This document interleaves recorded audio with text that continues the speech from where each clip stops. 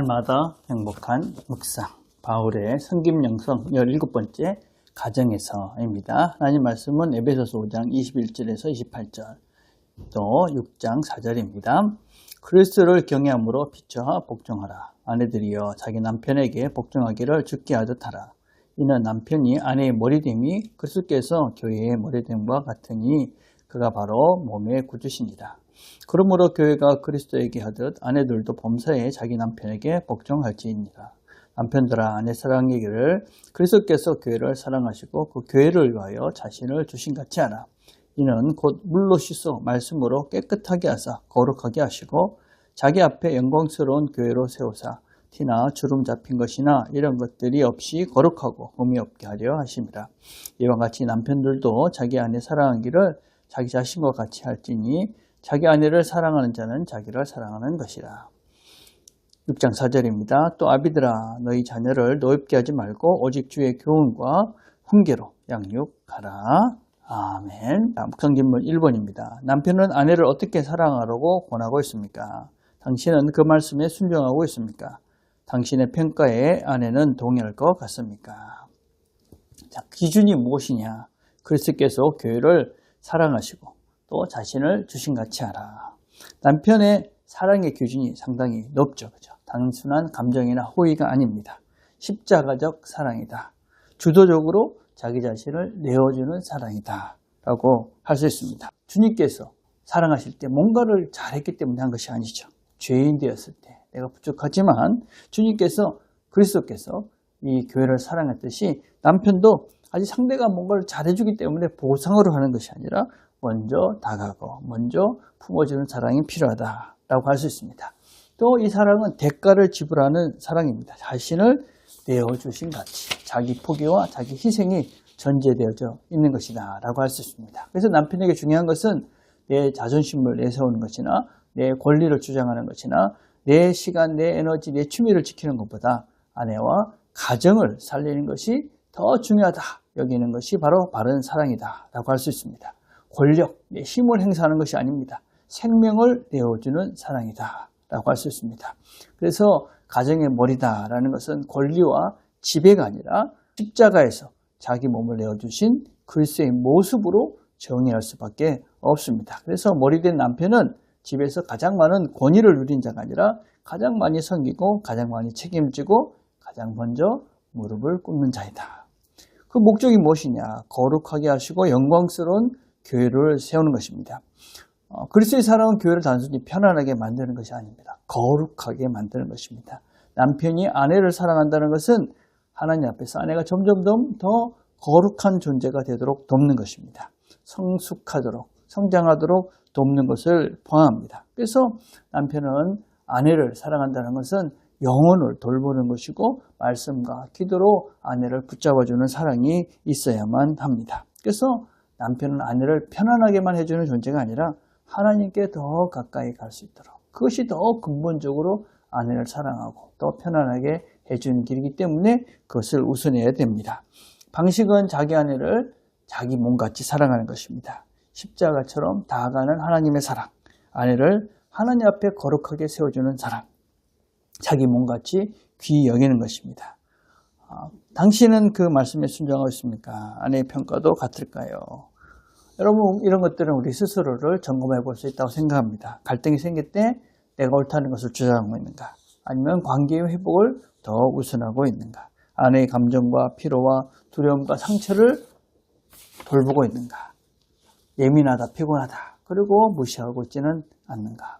주의 깊게 듣고 공감하고 있는가? 또 나의 말투는 어떤가? 비판하고 지적하는가? 감사와 칭찬하고 축복하는가? 또 아내와 함께 말씀을 나누고 기도하고 그런 영적인 방향을, 영적인 리더로서의 역할을 감당하는가? 이게 남편이 우선적으로 해야 할 일입니다. 자, 2번입니다. 아내들에게 남편은 어떻게 대하라고 말씀하고 있습니까? 그 말에 순종하고 있습니까? 남편에게 복종하라. 근데 죽게 하듯 하라. 여기서 중요한 전제가 있죠. 죽게 하는 것입니다. 그것은 바로 남편과 아내가 일방적인 지배 복종의 구조가 아닙니다. 그리스도를 경외함으로 서로 복종하는 것입니다. 그리스도를 경외함으로 중요한 것이죠. 그래서 우리가 그리스도를 경외하는 것이 가정에서 먼저 돼야 된다. 그리고 아내의 복종은 인격을 무시하는 굴력이 아닙니다. 그리스도를 바라보면서 자발적으로 선택하는 사랑이다 라는 것을 기억해야 됩니다. 또 죽게 하듯 하라. 죽게 하듯 남편에게 대하는 태도는 주님에게 대하는 것처럼 경애와 정성을 담으라는 뜻이고, 또 남편이 절대적인 존재가 아니라 최종 권위는 주님께 있다라는 고백이기도 합니다. 그래서 우리는 남편을 섬길 때 어떤 굴종과 복종의 그런 관계가 아닙니다. 그렇죠? 그래서 서로 남편이 아내를 돌보듯이 아내도 남편에게 복종을 하는데 그리스도를 생각하시면서, 그리스도를 먼저 생각하시면서 남편에게 복종을 해야 된다 하는 것입니다.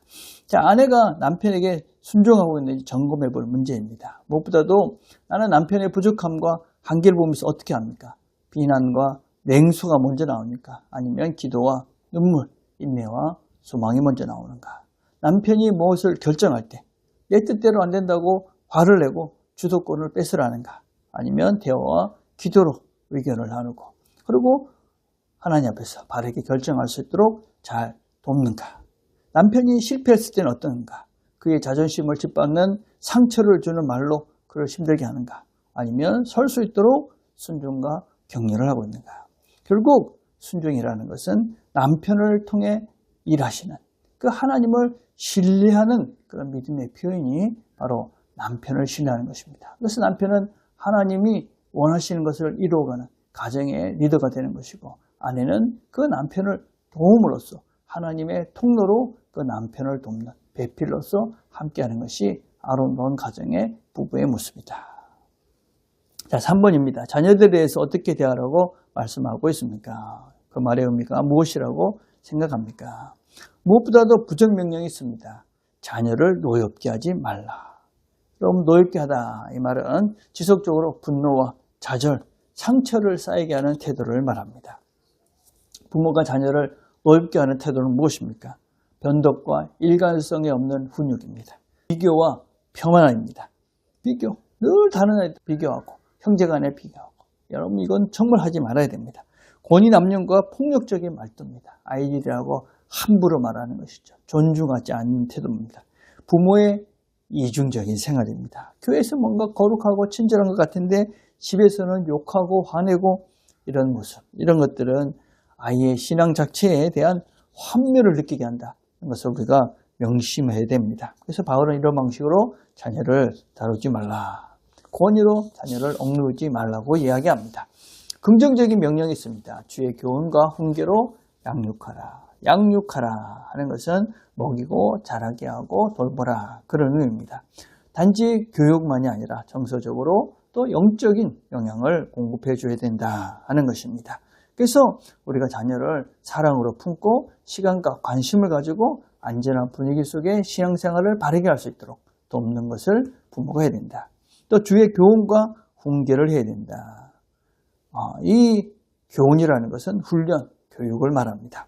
또 훈계라는 것은 권면, 타의 이름을 얘기합니다. 사랑만 있고 경계와 훈육이 없으면 아이가 방종하게 되어집니다. 또 훈육만 있고 또 사랑과 그런 경건감이 없게 되면 아이는 율법주의자가 되어질 수밖에 없습니다. 그래서 아이가 자랐을 때 교만하지 않고 실패했을 때 절망하지 않기 위해서는 늘 이 양육과 훈계가 같이 있어야만 합니다. 그래서 제일 중요한 것은 무엇이냐?